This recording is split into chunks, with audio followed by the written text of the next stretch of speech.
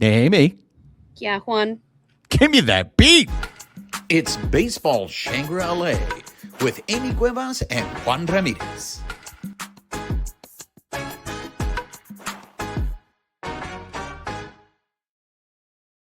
What's up, party people? She is Amie Cuevas. I am Juan Ramirez. You are listening or watching Baseball Shangri-La.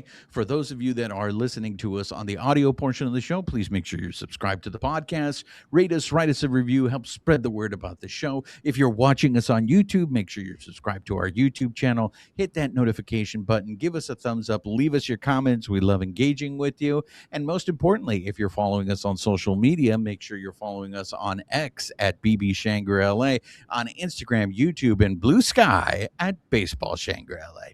Amie, ¿cómo estás? I'm so excited that we're actually back.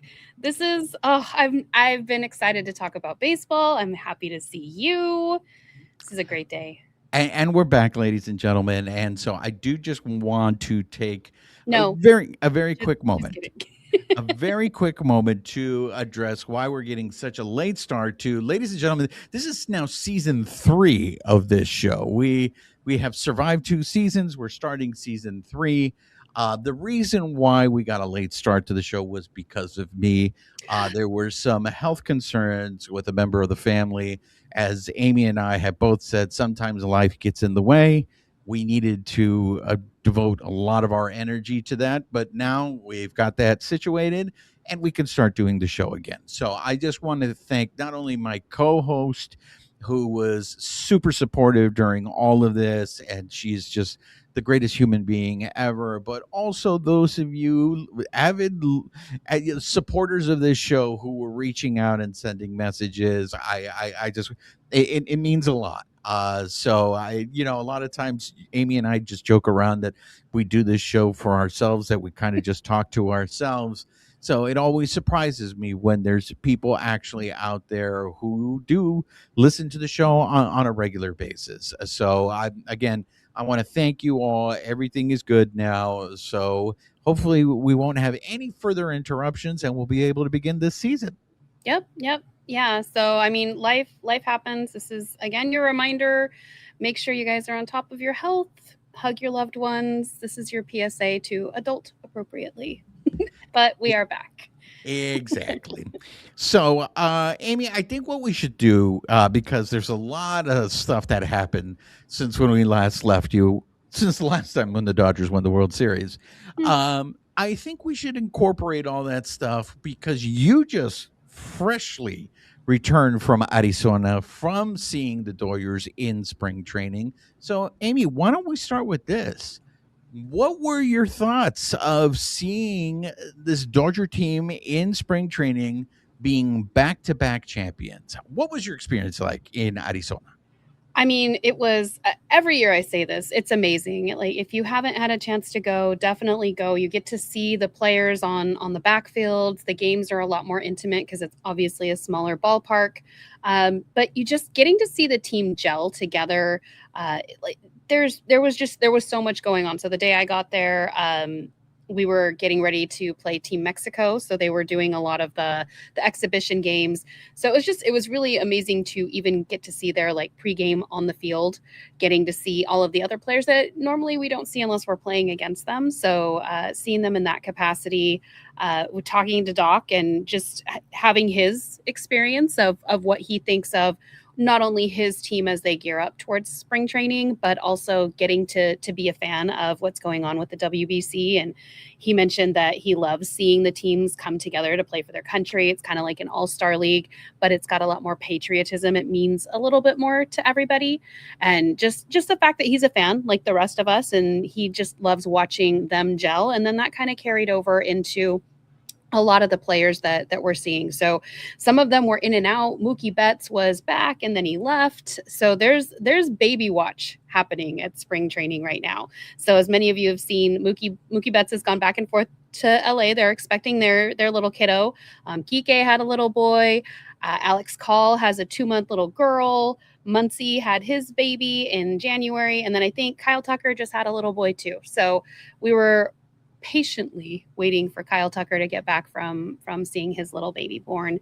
And so we didn't really get to see him play till a little bit later, right before I left. But there's a lot going on at spring training. And you mentioned the WBC, and we're going to talk about the WBC later on in the show. There's a lot that you threw out there. I So have more, but I wanted to pause, take a breath, give you a chance to interject. let's try to take it one by one here. First, Amie, you've been going to spring training. How many years now consecutively have you been going? Not just covering the team, but just going to spring training to watch spring training games. 3, maybe 4 years now. It probably 3 or 4 at this point. So the Doyers are now back-to-back champions. They are arguably the most popular team in all of Major League Baseball. I don't know if this is possible. That's why I'm asking you the question, Amie. But it seemed the year that I went to spring training, it seemed like it was super crowded, and I went very early. I think I went to the first game of the spring training, and it always feels like they're never prepared for the crowds. Is it possible, Amie, that the crowds have gotten bigger this year, or has it stayed the same? And by the same, it's still a lot of people.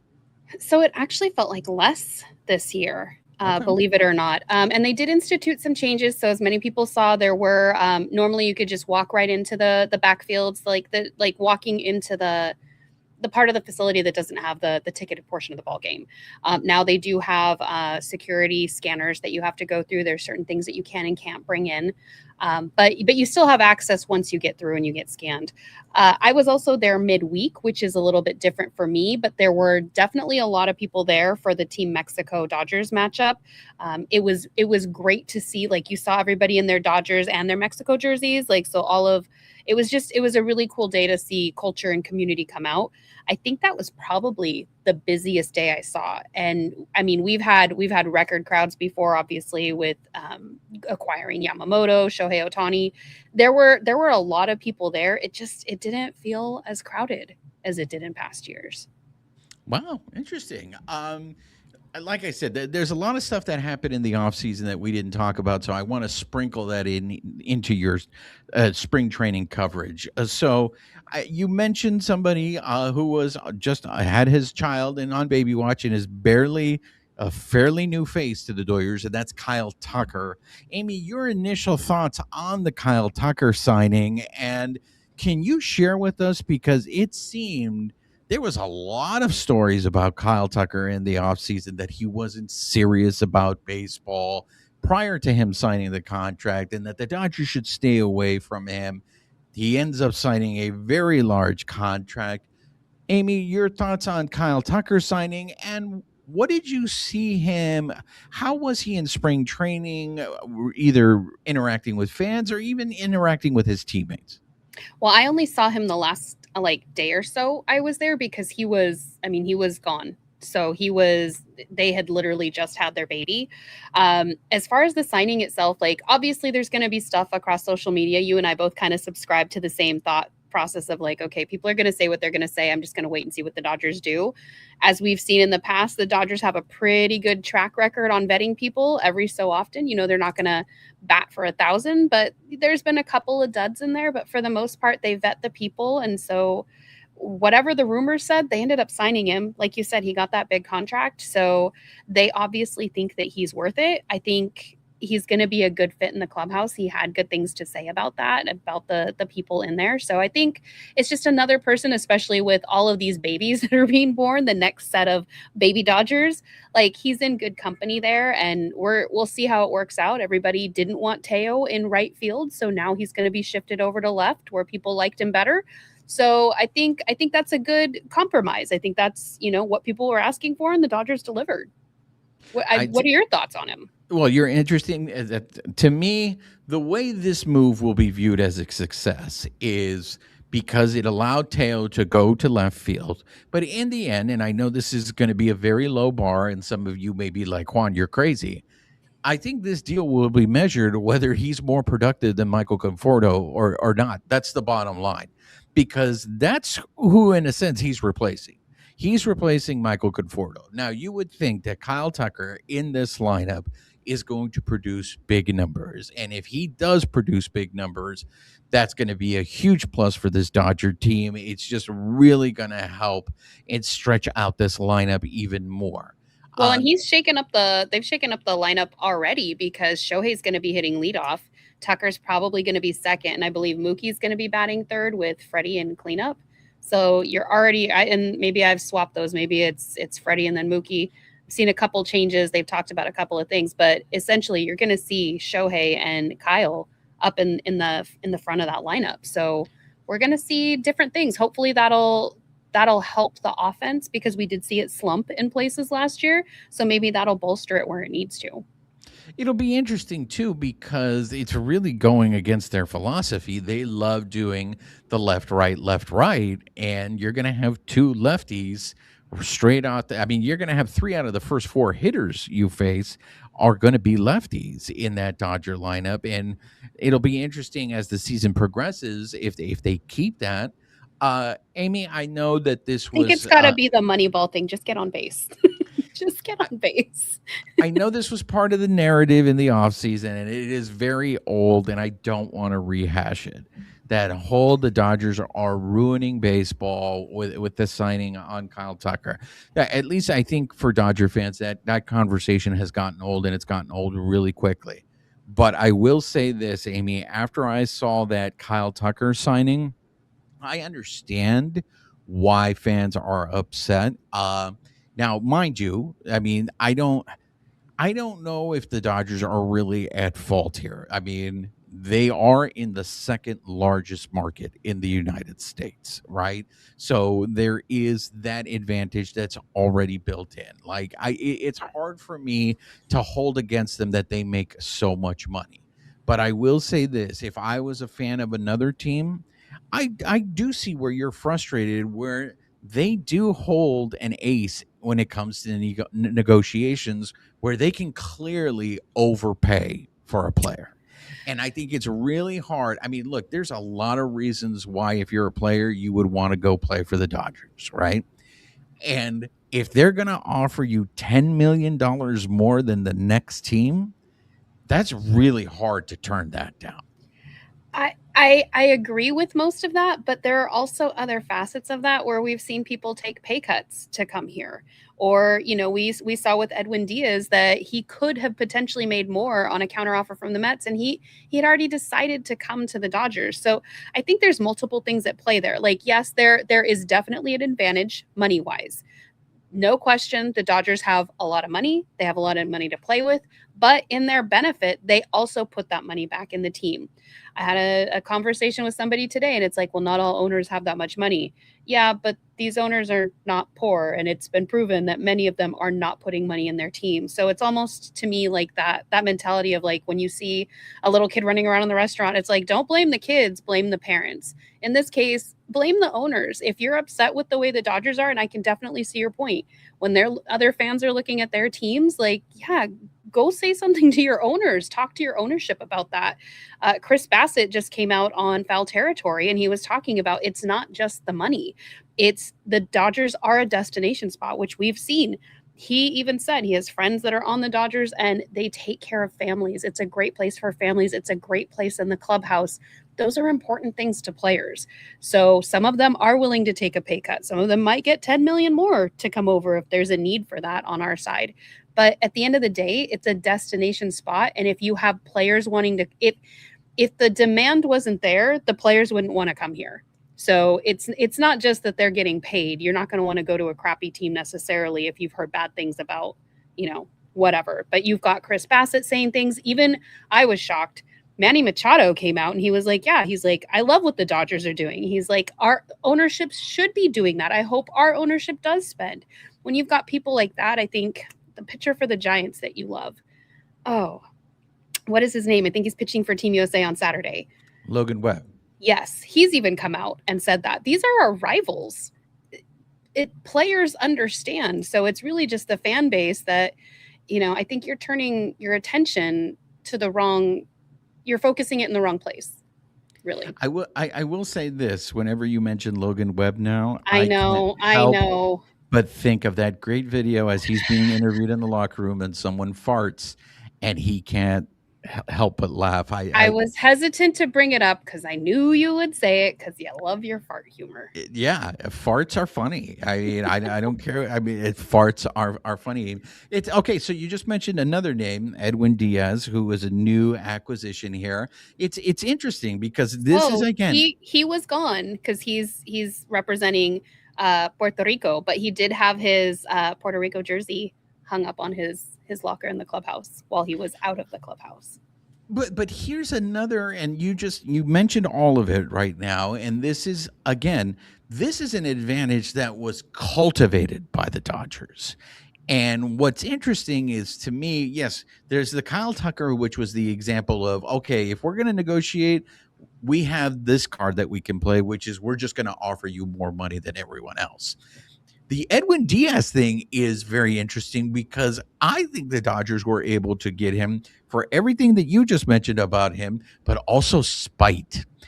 If you believe the stories are you gonna get cheese? Are you gonna get emotional on me? No. I'm going to talk about emotion a little later on the show, but I will say this: if you believe everything that was said in terms of the negotiation between the Metropolitans and Edwin Diaz, that Edwin Diaz felt disrespected because of certain signings that the Metropolitans did, that maybe they didn't make him more of a priority. If you believe in spite, Amie, wouldn't you just be like, oh, okay, so I'm not important to you? I'm not important to your team? Guess what? I'm going to go sign with someone else. And I'm not just going to sign with someone else. I'm going to sign with the team that you are directly competing with, the team that you so won't admit, but you so desperately want to emulate. I think that was a spite signing. And it doesn't hurt that you still got a lot of money. You still got a lot of money, but I know you don't agree with me, but you go more with the storytelling. Like, I love the telenovela that is baseball, the continuation of the story through the game. You like the gossip, blah blah blah, going around the, was it spite, was it not spite? And that's the part I just don't speculate on it because I just don't. But that's what makes you happy. So I'm happy for you. Like I said, I do want to address that. We're going to address that a little later on the show. I have new goals for this season, Amie. So, so talking about more telenovelas, because you were there, you will be able to confirm this. How much of this is speculation? How much is this is BS? I want to talk about the Roki Sasaki telenovela. And I'm very curious to see how it was received out there in Arizona than out here from what I was seeing. So his first couple of outings were rocky. He did not. He was getting hit hard. All right. Now he just recently did he had a very strong outing, but it was against. I don't know what you would call. I think they have him on the backfields. Yeah, there you go. The backfields. I was going to say against the B team, but it's a backfield workout. Again, you were there, so I need you to say, hey, that's BS, Juan. I was a little surprised by the narrative that is being put out there that Roki is not a starting pitcher, that Roki is. It was being hinted at, and it really felt like it was a hit piece, in my opinion, where I'm like, who is leaking these stories, making it seem that Roki is not receptive to the Dodgers coaching staff, that Roki has his own way of doing things, that he's working with his own coaches on his pitching, which is not anything new, by the way, ladies and gentlemen. Walker Buehler did that. Walker Buehler did that his last year with the Dodgers. Typically they're getting sign off for that anyway. So even if they do work with someone else, the front office is like, they're aware of it. So it's not like, what, you're cheating on me with another pitching program? Yeah. So it really felt like these stories were being put out there for a reason. Now, whether these stories are being put out there to try to get his attention, to get him to pay more attention to what the Dodgers want him to do. Well, who's Amie, putting it out there? Where are you reading it? So this is being reported in not in you so don't, many you words. don't have to say. I guess my question is this coming straight from the Dodgers? No, it's not coming straight for the Dodgers, but it's coming from beat reporters. It's coming from teams that cover. So this is why I'm saying, who is leaking this information to them? And now they're not coming out there and tweeting, "Hey, the Dodgers are not happy." But what when they sit there and go, his fastball is very hittable, it really seems like, why would you put out his weaknesses for everyone to see? So that's Well, why I I'm mean, the saying Dodgers you were don't have there. control of the beat writers. So if you're saying it's beat writers, like that's, I mean, everybody gets to take their stance. So I mean, I don't know. I Well, didn't I mean, see. you know, I mean, you're there, you're traveling with them. They talk to people within the organization, and it's not just necessarily they're talking to the people in the head office. They're talking to minor league instructors. They're talking to all these people. So, I guess my question to you is this: I did didn't you see it. see I didn't any see of any of that. that out there? Do you see that Roki has this reluctance to put in the work, or is it just the fact that it's spring training? He's trying to find a third pitch, and that technically he's still a rookie. I mean, I think all of those things are true. I'm not going to knock or like say somebody's writing something or shouldn't be writing. Like people, that's everybody gets to write what they want. That's you and I even have different approaches to how we report things. To me, like everything that I got, whether it was Roki or it was anybody else in camp, they're slow playing everybody. That Doc is very he's adamant that they're all where they should be at. So I didn't get anything about like worry or anything from the pre-games that we were in, because in a lot of those cases sometimes they'll put like 2 or 3 minutes of what Doc has, and then we get a little bit more follow-up when we're there, and that might not make it on the broadcast. But I mean, I didn't get any of that. But people all take from it what they want. You and I have taken things completely differently. Like we'll both read something and I'm like, I totally did not hear that when Dave Roberts said this, and you're like, oh no, I think he said that. So I think, I mean, yes, we are hearing this in some cases from the horse's mouth, from the coaches, from the trainers, but it is all still subjective on how people interpret it and then how they report it out. That's why it's important to find the people that give you news that you resonate with, because I don't follow people if I don't like that narrative. So to me, I did not hear anything like that. It sounds like everybody's kind of on par. The thing that he was focused on most with anybody was just making sure players stay interested, because they have had the fast ramp up the last 2 years. So it's just, spring training, as Tim Neverett was saying while I was down there, it's for the pitchers really to ramp them up, get them ready for the season. So just making sure that all the players stay engaged, stay interested, and he said at least for them, they all enjoy baseball, they all love to practice, so they have that as a benefit for the team. Yeah, I found it interesting that I was seeing those stories, and then Dave Roberts comes out there and says that he's going to be in the starting rotation to start the season. So when I saw that, I was like, then what was the point of all of this? I mean, that's why follow the people that resonate with you. Like if to you that doesn't feel like, it feels like a waste of time, then maybe take wherever you got that with a grain of salt the next time. I'm busy right now. We both had really rough and busy off seasons. I don't have time for all that chatter. I'm just going to find the news that resonates and I'm going to move on. Yeah, like to me, it just seemed like it was just complete waste of time, right? But it did speak to one of those other questions where just at the beginning of spring training, you're sitting here going, wow, this starting rotation is loaded. There's too many people. There's not enough spots. To now we're having a conversation of, do the Dodgers have even enough starting pitching to start the season? Well, Snell just took his first bullpen today. Exactly. And he's about, I think they were saying 6 weeks from being fully ramped up.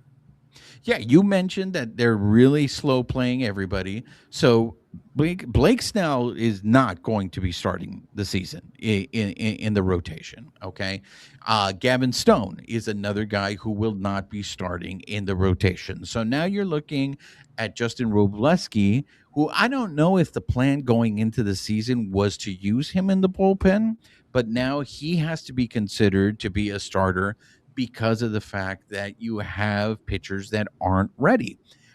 So that's why when you hear this already, hey, I mean, how many times have we gone over this in the last couple of seasons? You can never have enough pitching. So when you're like, hey, they need to trade people in order to make room, it's like, no, they're going to need all of these guys because of what you just said. They're going to slow play. And I don't worry about stuff like that, because even if, let's say, you start the season with like the Emmett Sheehan's and some of the other pitchers, that many teams have to be very focused on how they play a lot of their guys. And that's not saying that the Dodgers don't, but the Dodgers do have the luxury of, like, they're not so much focused on the regular season as they are on the postseason. So as long as they can make it through the regular season, even if they limp along, if they can get into that playoff bracket, that's when they need their starters to really perform. So, we may see a lot of changes. It may not look like the team everybody is thinking of. But again, these are all narratives in the offseason. Like, the Dodgers are just going to put their head down and they're going to keep working on what they're working on. And everybody's going to have all of this noise and nonsense around it. And at the end of the day, we're just going to see what they put on the field opening day. Did you get a chance to talk to Tyler Glasnow at all while you were in camp? I did. It was a little bit of a blur. I think we talked to him right after his outing. So I think it was a post game. But if you're asking me to remember particulars, everything kind of went by in a blur. Well, really, I want to talk about this story about how that the Dodgers want him to put on weight, and I'm just curious to see how he feels about that, if he agrees with it, only just because I think their players react differently. There are some players that sometimes if they do bulk up, it does affect their performance. So I'm curious if he was able to speak to why, if the Dodgers could have convinced him, like why he's going to be better if he puts on weight. And I'm assuming what they're referring to is muscle and not what the California Post headline. Did you see the California Post headline? I did. I saw it. That's going to be interesting this season, ladies and gentlemen, is this California Post coverage of this Dodger team. But again, I think with Tyler Glasnow, we saw what happened in the postseason, right? How important he can be to this team. But we also are already seeing from the beginning of this spring training that once again, health is a big concern with him. And Amie, you've talked to him at times about this. It's not like he's trying to get hurt. Do you see him automatically in spring training dealing with that anxiety in the back of like, how can I stay healthy? How can I stay healthy? I mean, not really. When we talk to these guys, usually it's before the game or it's after the game. A lot of times we're focused on how they did, again, because it's spring training. So nobody's really like going too in depth unless you're getting like a side interview or something like that. So a lot of it's just the debrief that you see on Sportsnet LA, like, or Spectrum, like afterwards. And honestly, I feel like these guys are just in the groove. They're just doing their thing. So like when we're talking to him, I didn't get any sense of anxiety or anything like that. It's just they're putting their heads down. They know that they're getting ramped up. And also, as we all know, especially from those MLB reports, this is the time of year that a lot of, especially pitchers, get injured. So everybody's trying to be careful, I think. But a lot of the focus was just on how much they're enjoying this experience, whether they're a lot more of the veteran players, the new players, or even some of the minor leaguers that are, the non-roster invitees that are getting to come up. A lot of them are just excited to be there. They're figuring out how they all gel together. And for me, it was just a sense of everybody was just happy to be back. Another story that seems to be getting some traction in spring training is Espinal Santiago. Did you get a chance to interact with him at all? I did. I actually got to interview him, so that'll be on a future episode of Playing the Field. So I got to ask Dave a question about him, and he said that Santiago, basically, he's like a seamless fit into the team. He's a smart player. He has fun, but he's focused. He plays with enthusiasm, but he's tempered.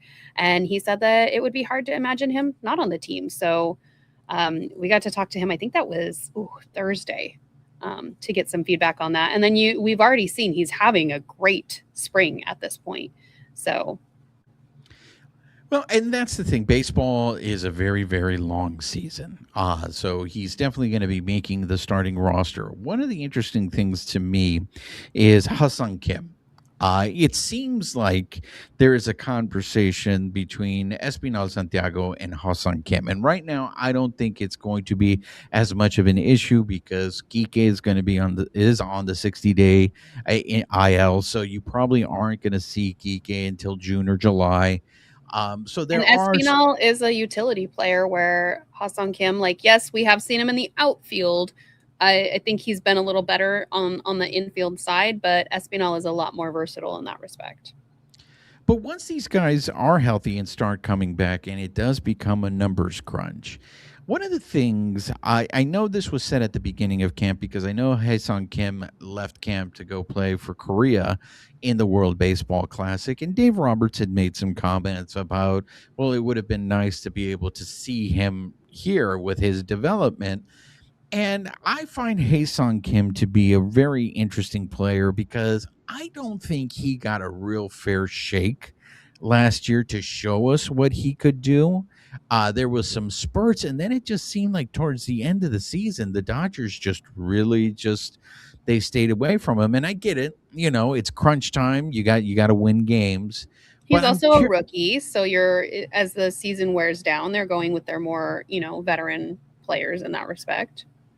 But I'm curious. I know he wasn't in camp, but do you think that they will give him a legitimate shot to see if he can earn a spot on this team? Because I think he has a skill set that is something that could really benefit the Doyers, and I would love to see him be able to show that.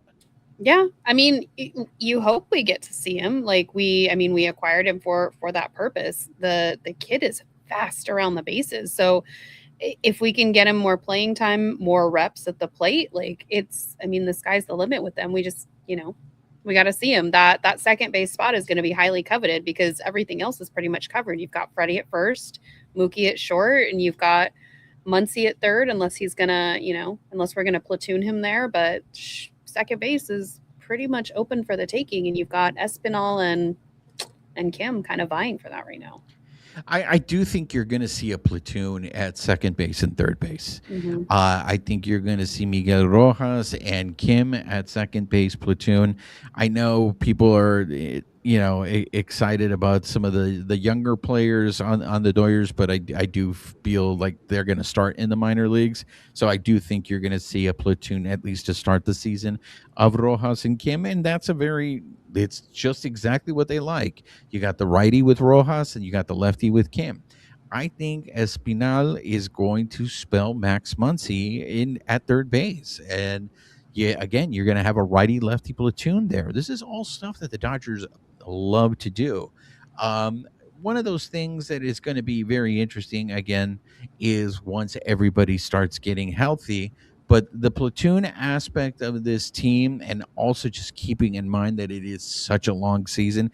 Amie, after last year, I'm telling you that I have new goals for this year, and I'm going to share them with everybody. But I'm really going to be preaching "No pasa nada, no pasa nada." Okay, that's going to be your tagline. I think with the platoon aspect, like it's not, like you said, it's not anything new.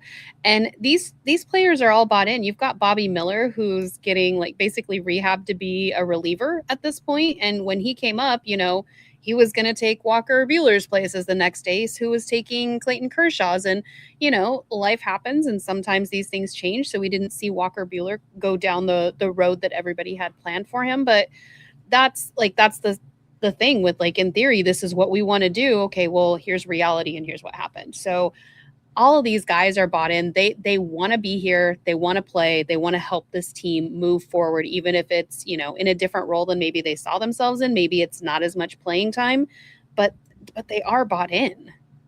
Did you talk to Bobby Miller at all while you were there? I didn't get to talk to him. I did see him throw a bullpen.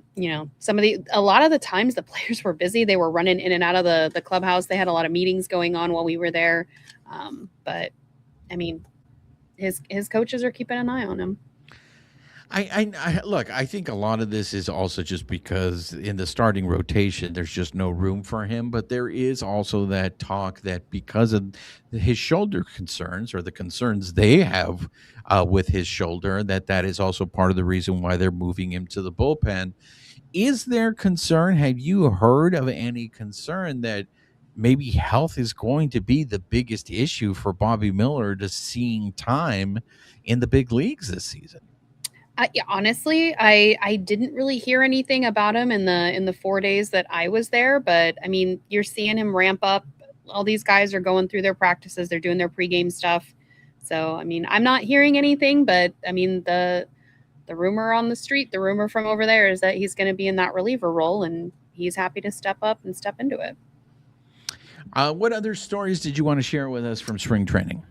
I mean, I think that's pretty much it. Like I mostly spent a lot of my time at Camelback Ranch. Did get to go to Tempe and see the Angels in the morning. So it was different to see a different facility behind the scenes. But overall, like it was good to be back. It was good to see everybody excited to be there. All the players interacting, and then just seeing all the people that we all know and love. So getting to see and talk to Tim Neverett, Kirsten Watson's there, and then you see Oral Hershiser. He's been helping Rick Honeycutt out on the backfield. So seeing him in a uniform coming in and out, it smacks of baseball is almost here, and I'm just super excited about it. Speaking of the Angels, since you brought them up real quickly, I just want Oh to get yes. your Mhm. opinion on this story. So, for those of you that aren't familiar, probably one of the most popular owners in all of sports stuck his foot in his mouth again. Artie Moreno. Do you have the exact quote, or do you want me to I paraphrase? honestly I didn't prep it, but do you have the quote? I don't have the quote, but I can basically paraphrase it. But he was basically saying that fans aren't interested in winning; they are more interested in having a good experience A at the safe, ballpark. like affordable experience over like winning didn't even make the top 5, I believe it was. So this There were past a week, lot of Angels fans that I talked to, especially at the brewery that I hang out at, that were very upset about those comments. and that's where I want to go, Amy. That was so this past weekend, and my goddaughter had her first birthday, and so I saw some family members there that are Angel fans. And the first thing I said to them, Amy, was, "I feel Oh, really bad." you didn't poke the bear, No, did I you? Oh. literally, the first thing I said to them was that my cousin Giovanni, who's a big Angel fan. I looked at him and I said, I feel bad for you, man, because I know what it's like to root for a team where the owner is just garbage. And, I live by that stadium, Amy, and I feel that Orange County could support like that. A new ownership team, a new ownership group who comes in and buys those Angels, I think could be printing money there, because you have a fan base that is willing to go out there and support the team. But when you have the leader of the organization, like, I know I complain a lot about Dodger ownership. I really do. And then there's moments where Artie Moreno shows up and I feel like I need to shut up. I need, because it could be worse. I could have that guy as my owner. But I can't imagine, Amy, because I know they did ask some of the players about his quotes. But I mean, if you play for that organization and you hear that, how is that not demoralizing?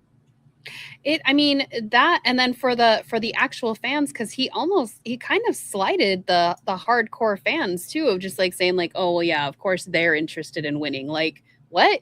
That's the whole purpose of baseball. That's why you have a competitive team. Like in the conversations that I was having, I understand, like they're saying that a lot of families like going, they want to have a safe place, and then they of course compare it to Dodger Stadium. And yeah, I don't like everything that happens at Dodger Stadium in some of the areas, but like that's the nature of whatever. But the thing is, if you want to take your family to something like that, then go to a minor league park, go to a Dirtbags game. Like the major leagues are competitive for a reason. You need 30 competitive teams. You don't need, it's not, I understand they're next, like they're near Disneyland, but it is not the Disneyland of baseball. You need to be winning. I think it was Kevin Pillar said he needs to get rid of the team because he doesn't really care about the Angels. Sam Blum of I believe of the Athletic, he has a lot of articles on it. He was trying to chase down some of the surveys. There was a lot of stuff on like foul territory about, fans will show up when you win, not because it's cheap. I don't know if you saw the shirts. There were people that were printing shirts that said safety first, winning sixth. Like, it's just, I mean, that's comical. There's another one I think that says, I'm just here for the good fan experience. It's such a bummer especially when we're going to be going into this, collective bargaining agreement next year, and you've got an owner basically saying winning is not a priority. To me, if I was the commissioner of baseball, that would be a reason to maybe force a sale of the team or a moving on of that, because we need a competitive league. We just do. You know what makes it worse, Amy, is okay, if he would have said that and he misspoke, okay. But the problem is you see his actions and it seems to back up what he's saying. I Mhm. mean, you have a a minor league system in that organization that it doesn't seem to be producing very well. So where is the hope for those fans? And yeah, it's And to just disregard a huge population of your fan base, like it's astounding to me, like how tone deaf it comes off. And it seems like Angel fan always wants to attack the Dodgers by the Dodgers experience at Dodger Stadium. I will just say this. My niece, who is not a big baseball fan, but if you ask her who her team is, she will say she's an Angels fan. And her dad would take her to Angel games all the time. She went to a Dodger game with my daughter, and she told my daughter, so this is what a real baseball game feels like. Like Oh, she said, the atmosphere was completely different. It was because it's alive, competitive. but it wasn't even that. It wasn't even the game, Amy. It was just the experience. And so that's why I'm saying a lot of time. Yes, there's a lot of things you can crap on about going to a Dodger game that you can complain about, but what they've done is they've really made it an experience for that non-super fan, for that fan who is not a devout avid baseball fan. They actually look forward to going to a Dodger game, even if they don't know the players, even if they don't know the rules of the game, even though they don't know what's going on. What they do know is that they have a good time going there. Yeah. Well, and I think one of the in favors of for the Angels experience, at least from like Artie's perspective, is that people can go, they can, it's affordable. And it's like, it's affordable because you're not winning. The biggest complaint you hear from Dodgers fans, and that might have also impacted the numbers at spring training this year. I did hear a lot that ticket prices had gone through the roof, but you are paying for what we're putting on the field. So like that is the price of admission. I'm not thrilled that my tickets go up significantly every year, but I'm still paying it because I enjoy going. I enjoy the experience. I enjoy what this organization has done with the team, and I love our players.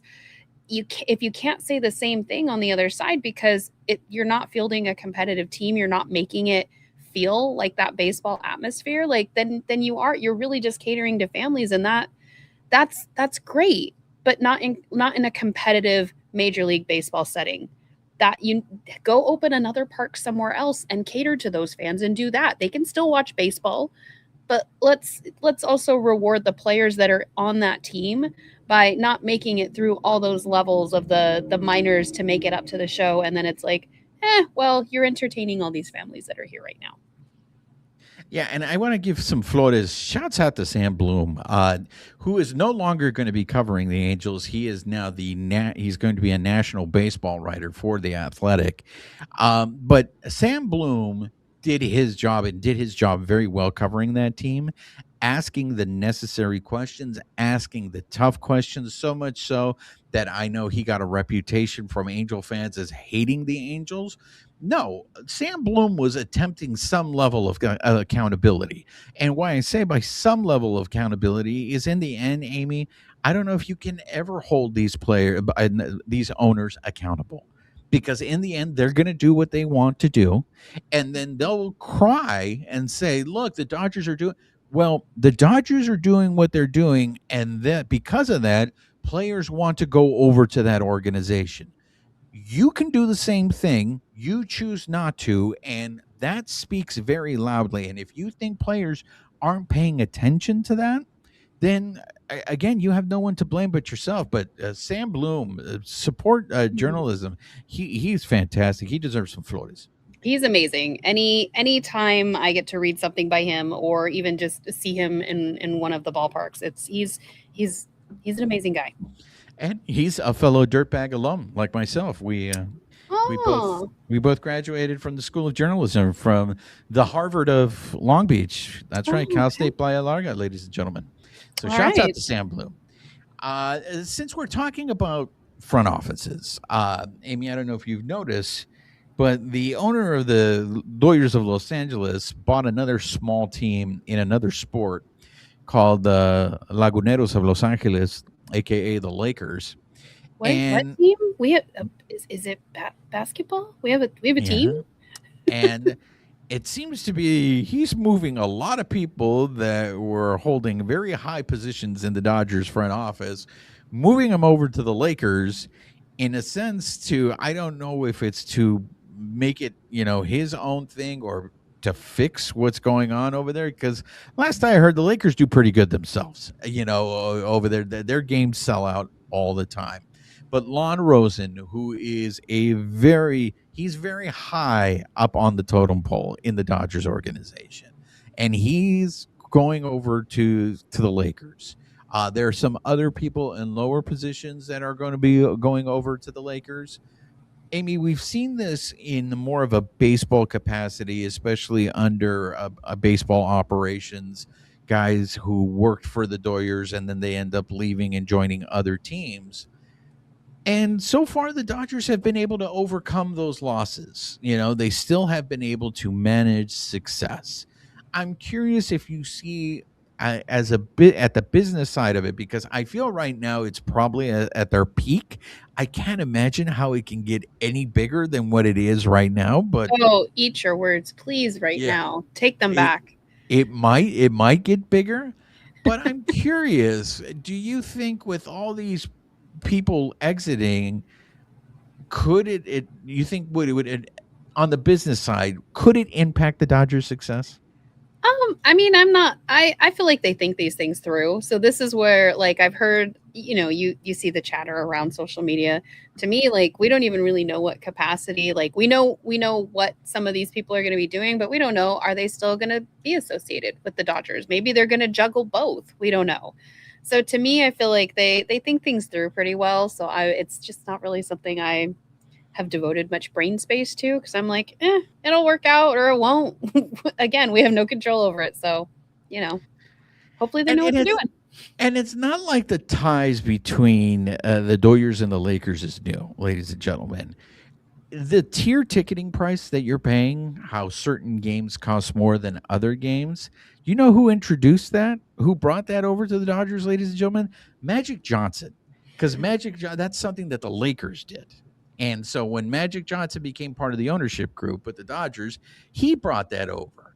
And it's something that, look, it's not just the Dodgers and the Lakers. It's something that happens in all of baseball, because if you want to go to an Angel game, guarantee you're paying a different price when the Yankees are in town or the Dodgers are in town. Yeah. Yes, but I was actually surprised because I was because if you're a season ticket holder, there's an exchange program. So some of the games that you don't go to, you can swap into other days.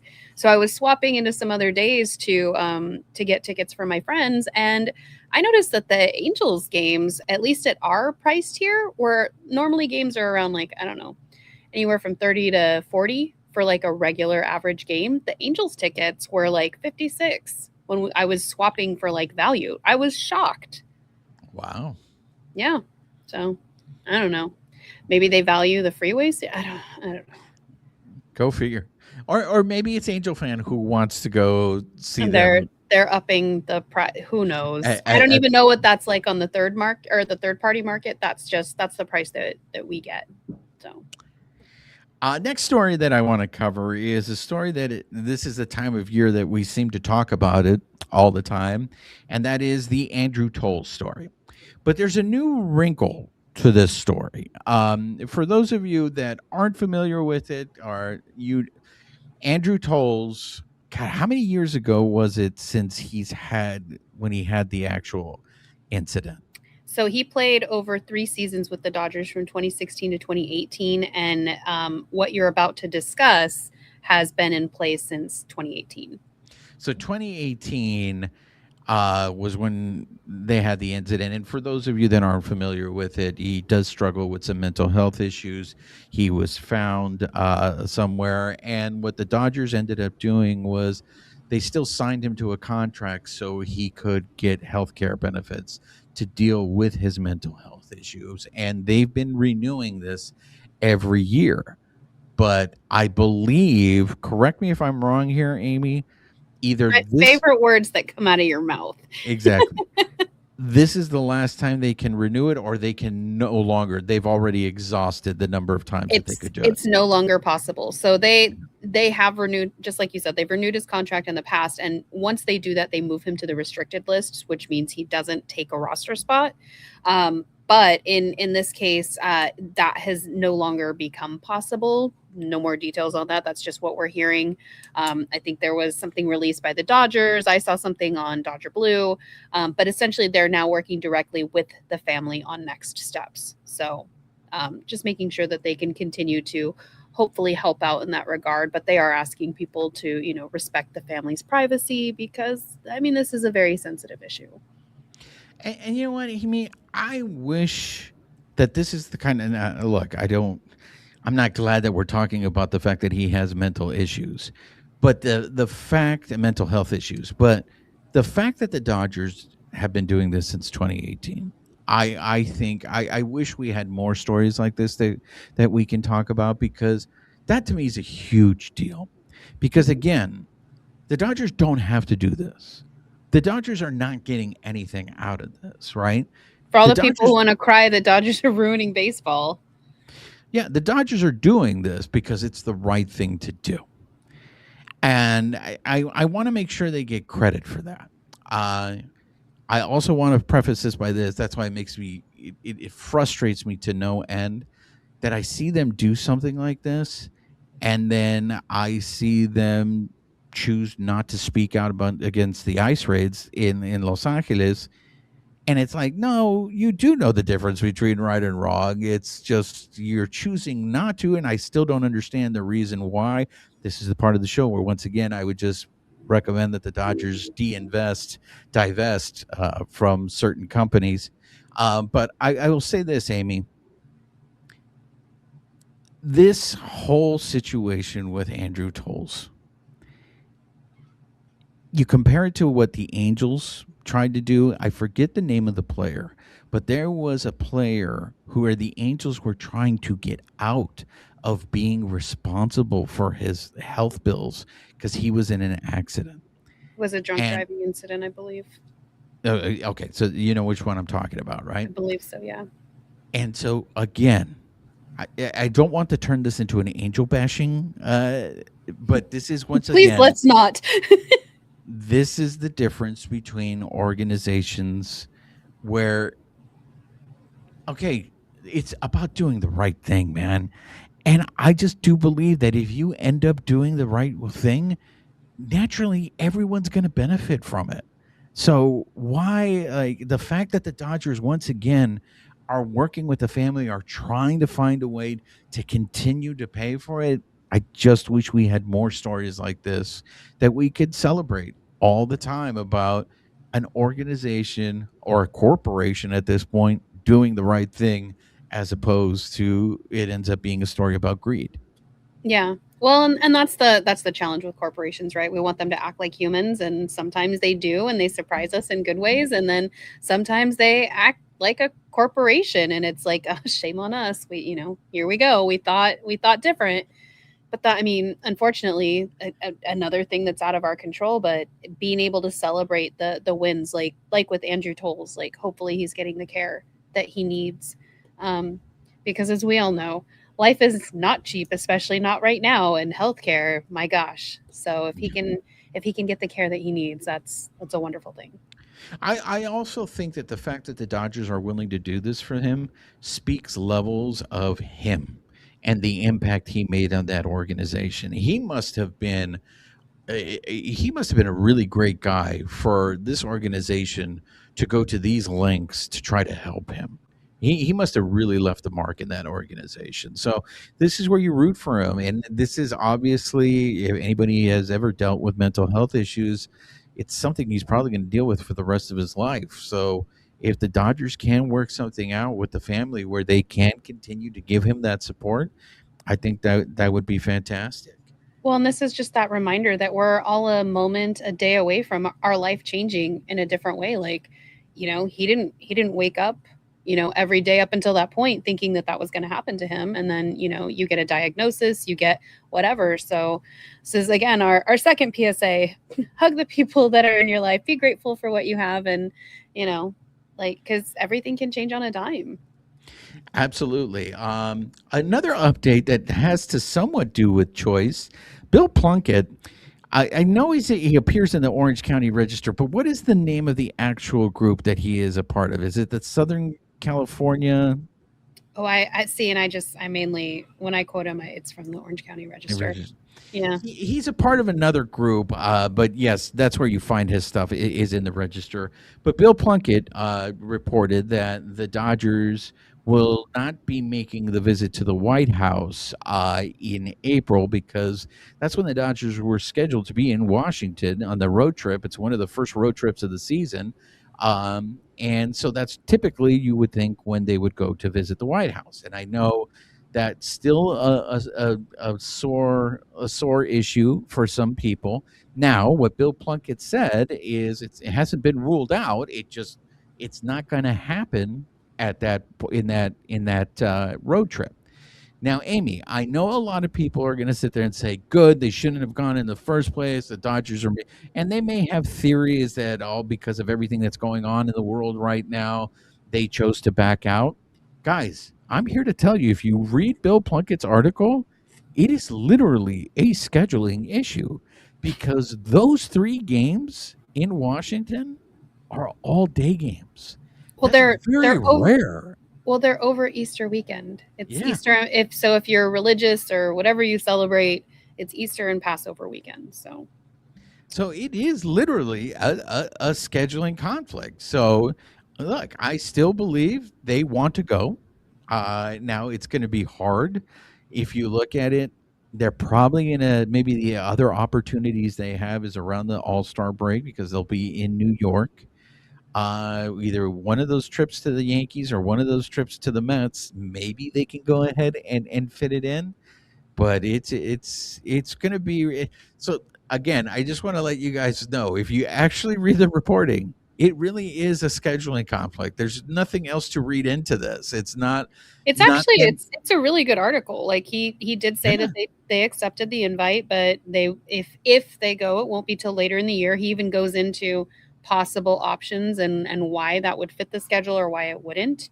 But he did also say that a full team boycott was unlikely, but not everyone feels the same way. So this is where we have to realize we all have to do certain things in our jobs that maybe we don't like, but that is contingent on our whatever we're doing for employment. It doesn't mean that all the players are necessarily for it, but as we know, baseball is a conservative sport, so Yeah, that's very things true. play out the way that they play out. And I just wish they would just be, hey, we want to go. Just come out there and say that you want to go, and don't try to Well, make it seem like it's something else. Because I will say this: my friend is a Vietnam veteran, and when Dave Roberts came out there, and when they initially said they were going to go, and he said, I respect that position because he was raised by a man in uniform. The timing of that is just to have a Vietnam veteran sit there and say to me, I wonder if he's still going to say this was right after we attacked Iran. And it was just like, what about the men in uniform that are going to lose their life or are losing their lives in that? So it's like, guys, you guys don't have to go that far. Just say you want to go, you know? but I don't want to go down this rabbit hole, and I know half of our listeners love talking about this stuff, half don't like talking about this stuff, so I want to be sensitive to that. But I will say it is a matter of privilege for some people to be able to just be like, "Oh, well, I want to go because I like the tradition or I like the office." And it has nothing to do with who's sitting in that office. That is a point of privilege that not everybody shares because of what's happening in the world, what's happening in certain states, what's happening to some people's families. So like I said, I don't want to get too far into this, but it does smack of privilege when people get to say things like that. They are entitled to their opinion. You and I have a totally different opinion than many of those people. You and I typically side on the other side, but but that is a privilege to be able to say that when many people are suffering, and not just like groups of people, or it's not race. It's we're seeing with veterans and things like that. So there are a lot of people that feel differently. Yeah, and that's why I just I don't want to. I hate when they talk out of both sides of their mouth. And what sucks is this visit was going to coincide very closely to Jackie Robinson Day, and then that's when we get told how great the Jackie Robinson is and everything the Dodgers do to support Jackie Robinson, and it seems like a slap in the face where it's like, oh, really? Because you guys are doing something that contradicts that. So that's why I'm just like, I don't think there's But anything again, wrong. it's a conservative sport. No, Until that changes, until that tips a different way, I just would caution people, don't be surprised. Like, just don't be surprised. It doesn't mean any of us have to like it, but it is the reality of what we're dealing with. Yeah, you want to go.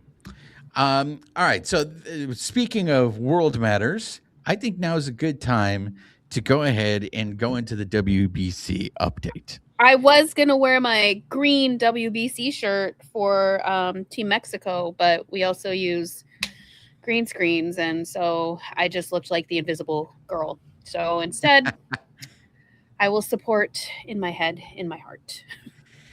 Well, there's a couple of things that I want to get into with you before we wrap things up here about the World Baseball Classic. Oh yeah, we're running out of time. Shoot, yes, go. I just, I'm of course very, very disappointed with Mexico. But I think I got to say, Amy, from the beginning, I just didn't think they had the pitching to once I saw that, I'm like, they're not going to have the pitching. So well, it didn't help that one of them, I don't have my scorecard in front of me, took a comebacker off the ankle and then got left in. Poor guy. Like, oh, it if you already didn't have the pitching and then to have somebody get injured mid-game and it's like, well, this is a pivotal game, we got to leave them in. Ugh. Yeah, so I'm disappointed in that. I do want to give a quick shout out to El Padrino, Ned Coletti, who put together the Italian team, who went undefeated in group play, ended up winning the group, which nobody had on their bingo card. So for them, it was all those cappuccinos or espressos or whatever they were doing. The espresso thing was catching on, but the fighting Ned Colettis, I'm very curious to see if they could carry this wave on. Amy, and this is okay. I've been hinting at this all during the show, so I just want to say this. And it was because of the coverage of the World Baseball Classic. And that is, I want to apologize to our audience because I am a Debbie Downer. And I just realized here we go. that I complain way too much on this show. And it must be so annoying to you guys to hear me complain about everything. So this year, I am going to make a concerted effort to not complain as much. Now, please don't confuse me being critical of something as me complaining. Now, I will say this because I want to start off with Jerry Hairston. Jerry Hairston wrote out a tweet that I thought was true, but maybe I'm wrong. Jerry Hairston wrote out a tweet saying the amount of people that are interested in baseball coming off of that postseason and going into the WBC is something I've never seen before. It's at an all-time high. And I was just like, yes, Jerry, I agree with you. I feel like the non-diehard fan is more willing to talk to me about baseball, and I think that's great. And just the patriotism. Like, I don't know about you, like I like having my Team Mexico shirt on or my jersey, like just it's I love baseball. I love Major League Baseball. I love watching it. You know that we have a show because of it. But it just felt different supporting a team that, was tied to, not my country, but my country, my heritage. Like, it just, everybody is getting so emotional in a good way about this. And I think that is the best thing for baseball right now. And so this is what it kind of like it bummed me out, Amy, because I feel obviously Major League Baseball has a vested interest in this because they run the tournament. So everybody that works for Major League, the MLB network, they're going to be pushing for this really, really hard. They're out there promoting it. I totally get that they're doing that. But I also feel there is another side of media that is really they they don't say they're against it. They give the backhanded compliment, like, "Oh, I like it," but then will trash it as they talk about it. And in particular, it was Wait, one so are night we I was focusing on negative media instead of on the positive no. aspects of the game? I'm curious. I want to ask you. I'm setting it up because I want to see if you have seen this before. So I was listening to one episode of Dodger Talk, and Dave Vassay was going off about how it was hard for him to get excited about this tournament because it's rigged. They're setting it all up to have Japan face the United States in the final. And like for me, I'm just like, come on, man, let's be realistic, okay? There are superpowers in baseball. There are certain countries that are really good at baseball, and then there's other countries that baseball's new to them, and it's going to take them some time. Example, the Fighting Ned Colettis. This is the first time they've ever gotten out of pool play. They are making progress the way they should be making progress, right? So for me, Amy, and this is why I want to ask you is I feel like it's the Americans that are trashing this tournament when every international player listen, talks about how great this tournament is. I mean, Geeke said it was more important than the World Series. And it just feels like all the international players love this tournament. And whether it's Bryce Harper sitting there saying the Olympics is more important than the World Baseball Classic, it just seems like why is it that the majority of not the majority, I can't say that, but it seems like the negativity is coming from the American side as opposed to like the international side is like, this is great, we love this, like It's we kind of want this to succeed. it's indicative of the like sometimes how we see the world though. I to me, this is where I just choose not to pay attention to that stuff. I But heard it. have you seen that, or am I just reading No, too much no, into I it? heard it. I heard people talking about, Japan and US being rigged to face each other. I don't want to say who cares because I'm not trivializing it. To me, it's I don't have control over that. It's kind of like the world. Okay, all the rich people are controlling stuff, and we have no control over that. So, do you want to have a crap life, or do you want to focus on the good stuff? Focus on what you can control. And to me, that's what I bring to baseball. Do I like that maybe it's rigged? No, but again, it may be, it may not be. Maybe certain aspects are. At the end of the day, what I took away from it was the spirit and the excitement. Like you said, seeing Puerto Rico, like all of the team players with all of their dyed hair. But then when they hit that walk off, that was like what the second walk off in history, and they did them both the same day. I think it was Netherlands against Nicaragua and Puerto Rico against Panama. Like just the way that the stadiums erupted, the way that you see Randy Arozarena, people are bringing him boots. He's got his botas on and he's got his poncho and his serape, and he's like walking around and people are excited. To me, that is like the epitome of this. You see the celebrations from each of the teams. I have seen comments that USA doesn't really have a celebration and you haven't seen people really get excited. And again, you can focus on the negative aspects of that. People can tear down USA, whatever. Like I'm rooting for Team Mexico. Now that they're out, I'm going with Puerto Rico. But I will say there are people on the USA side that are definitely having feels about this. Tarek Skubal has had like one of the hardest weeks of his life, not realizing how much this tournament would mean to him, to where he didn't want to go back to spring training. I don't even know how many people that guy talked to make the decision. And it's still not the decision he's happy about, but it's the one he can live with. So to me, like, yes, there are going to be those negative aspects. Maybe it's rigged, maybe it's not. But getting to see these players play and be excited, and even if that is the majority of maybe the international teams that we're seeing more of that spirit from, we do see a lot of cultures that celebrate in that way.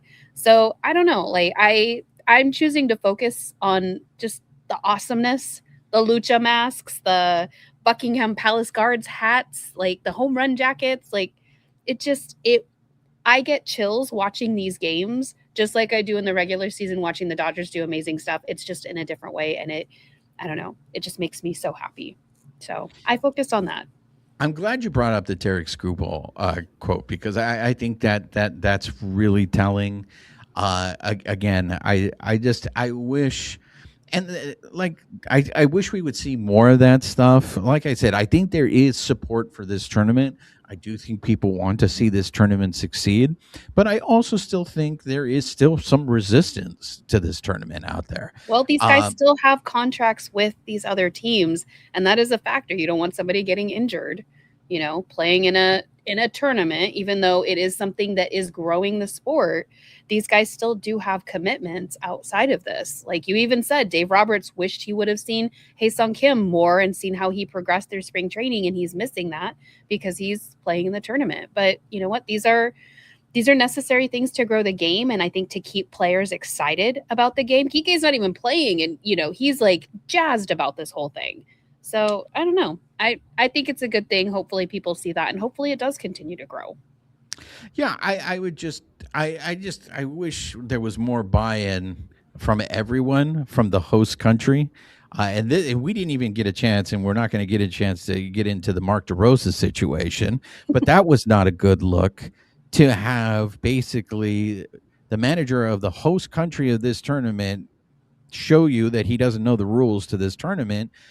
A lot of people can read that as being like, well, you guys aren't taking this seriously and everybody else is. But to the whole rig situation, Amie, could it just not be that Japan and the United States are the best baseball teams in the world, and the odds of them facing each other are going to be pretty high because they are the best?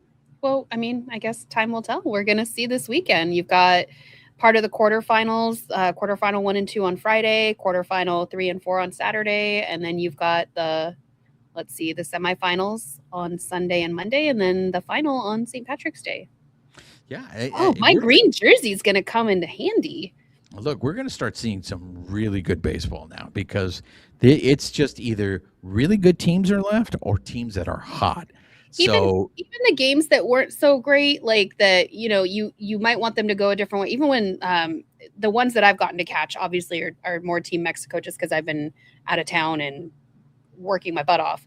But like even that game where they blew out Brazil, there was that one moment where Alec Thomas hit that home run, and his dad is the strength and conditioning coach on Brazil's team, and you saw him smile and shout for him, even though he's on the opposing team. It's those human moments. That's what I love about baseball. That's what I focus on.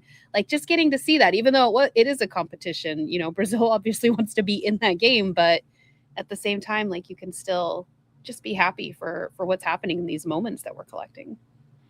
So we're still going to be able to talk about the WC because it is ongoing, as Amie said. But for now, that's going to do it for this episode. It's good to be back, ladies and gentlemen. As we end things, quick shout out during the off season, we lost some giants of cinema. Diane Keaton, Robert Duvall. Shouts out to you. Catherine O'Hara. You're absolutely right. We lost some giants. So quick recommendations out there for Diane Keaton. Go see Reds. Underappreciated movie, Shoot the Moon. Robert Duvall. Robert Duvall, the Apostle. Go check that out. Catherine O'Hara. If you haven't seen the Christopher Guest movies, she did 4 of them with him. Go check those out. Anything else you want to add, Amie, before we wrap things up? Baseball no es aburrido. That's right. That's all I got. We're back, baby. We're back. We're back, ladies and gentlemen. So that's going to do it for this episode. For those of you that have been listening on the audio portion of the show, please make sure you're subscribed to the podcast, rate us, write us a review, help spread the word about the show. If you're watching us on YouTube, make sure you are subscribed to the YouTube channel, hit that notification button, give us a thumbs up, leave us your comments. We love engaging with you, and make sure you're following us on social media on X at BB Shangri-La, on Instagram, YouTube, and Bluesky at Baseball Shangri-La. Oh my gosh, it's been so long that I totally forgot how to end the. Who am I? Who are you? Exactly. She is Amie Cuevas. I am Juan Ramirez. Nos despedimos con un beso. Amie, say goodbye to the people. Goodbye, people.